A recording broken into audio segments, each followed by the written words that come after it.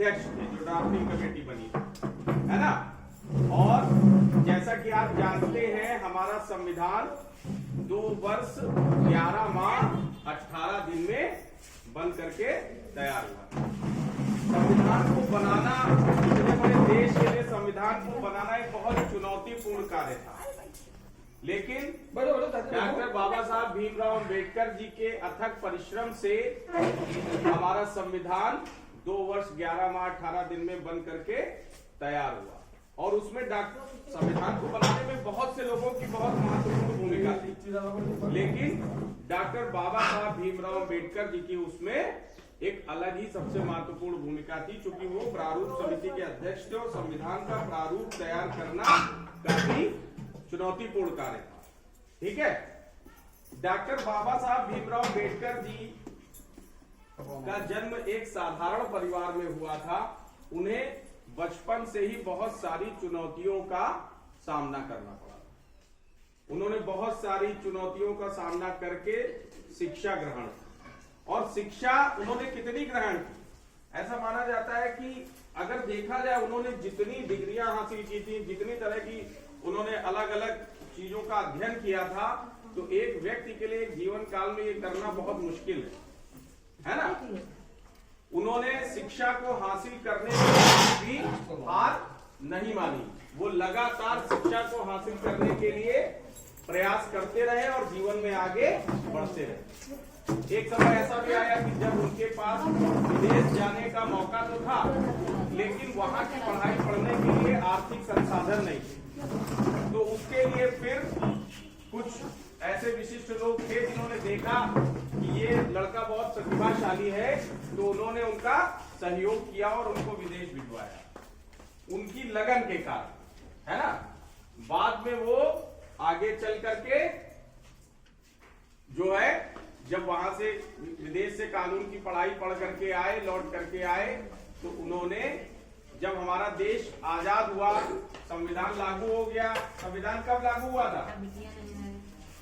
देखिए, आप जानते हैं कि संविधान का ज्यादातर हिस्सा 26 नवंबर 1949 को लागू है ना, लेकिन पूरा संविधान हमारा लागू हुआ 26 जनवरी 1950 को पूर्ण रूप से लागू हुआ, और तभी से हम लोग 26 जनवरी को गणतंत्र दिवस के रूप में मनाते हैं।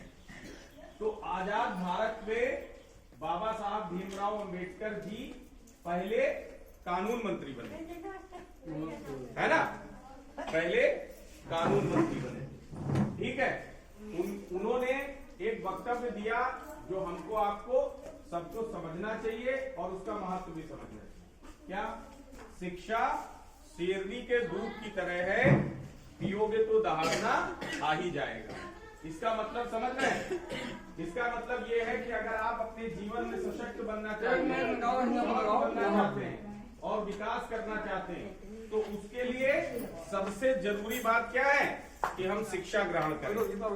अच्छा, एक बात बताइए, क्या हमारी आपकी परिस्थितियां बाबा साहब भीमराव अंबेडकर से ज्यादा चुनौतीपूर्ण है? ऐसा नहीं है। उन्हें बचपन से ही बहुत ज्यादा संघर्ष करने पड़े थे, है ना। उनकी तुलना में अगर हम आप देखें तो हमारी स्थिति बहुत सहज है। तो जब बाबा साहब भीमराव अंबेडकर जी शिक्षा के लिए इतना संघर्ष करके इतने ज्ञानवान और इतने उच्च पद तक पहुंच सकते हैं, इतने महान कार्य कर सकते हैं, तो उनका जीवन हमें ये प्रेरणा देता है कि हमें किसी भी परिस्थिति में हार नहीं माननी चाहिए और शिक्षा ग्रहण करने के लिए लगातार प्रयासरत रहना चाहिए। उनका कहना था कि आपको जीवन में परिवर्तन अगर लाना है अपने जीवन में, तो उसका एक ही माध्यम है और वो है शिक्षा, है ना। आपके सामने वो पंक्ति लिखी भी हुई है कि शिक्षा ही जीवन उत्थान का सबसे सशक्त माध्यम है। तो डॉक्टर बाबा साहब भीमराव अंबेडकर जी का जीवन हमें इस बात की प्रेरणा देता है कि चाहे कितनी भी कठिनाई जीवन में क्यों ना हो, हमें हर हाल में शिक्षा को प्राप्त करने के लिए, ज्ञान को प्राप्त करने के लिए संघर्ष करना चाहिए।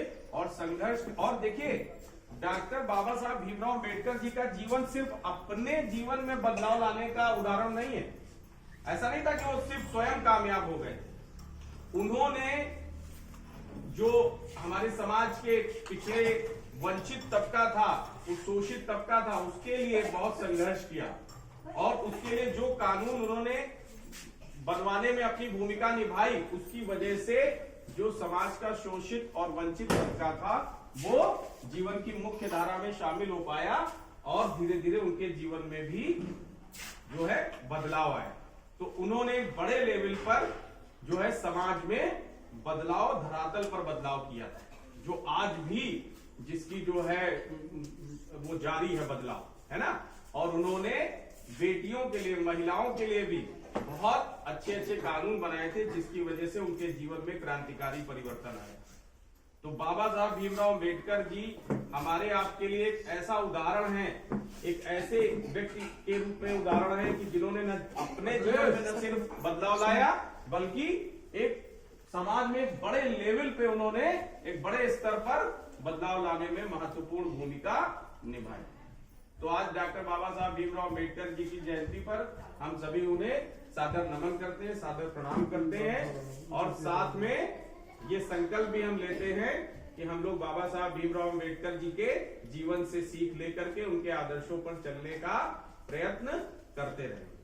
ठीक है, तो सभी लोग बाबा साहब भीमराव अम्बेडकर जी को सादर प्रणाम करेंगे और उसके बाद उनको श्रद्धा सुमन अर्पित करेंगे। ठीक है, आज उनका जन्म दिवस।